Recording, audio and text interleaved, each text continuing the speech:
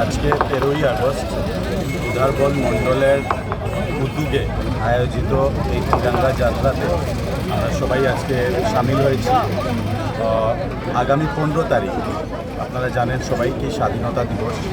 80তম স্বাধীনতা দিবস উপলক্ষে আমাদের প্রধানমন্ত্রী নরেন্দ্র মোদীজি উনি আমাদেরকে নির্দেশ দিয়েছেন সবাইকে, বিশেষ করে আপনারা দেখছেন প্রশাসন বলুন বা সাধারণ নাগরিকরা সবাই মিলে এই ধরনের তিরঙ্গা যাত্রা বিভিন্ন গ্রামাঞ্চল, বিভিন্ন শহর অঞ্চল সব জায়গাতেই আমরা এই তিরঙ্গা যাত্রার মাধ্যমে জনগণকে আমাদের বিশেষ করে যারা আমাদের দেশের স্বাধীনতার জন্য মা ভারতীর সেবার জন্য যারা বলিদান করেছেন, ত্যাগ করেছেন, যারা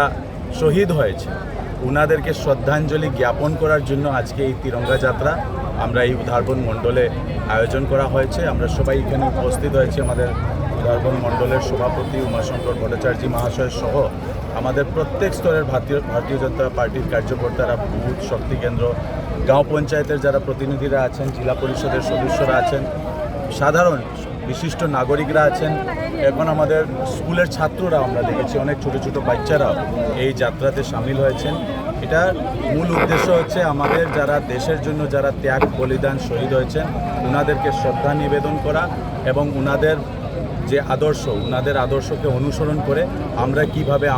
আমরা নিজেকে মা ভারতীর সেবায়, ভারতবর্ষের সেবায় আমরা নিয়োজিত করতে পারি এবং আমাদের দেশকে, ভারতবর্ষকে বিশ্বের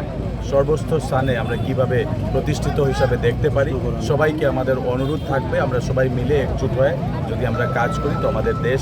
অনেক এগিয়ে যাবে। আজকে যারা যারা এই যাত্রাতে সামিল হয়েছেন সবাইকে আমার পক্ষ থেকে, অন্তঃস্থল থেকে আমি বিশেষ ধন্যবাদ জানিয়ে আমার বক্তব্য এখানে শেষ।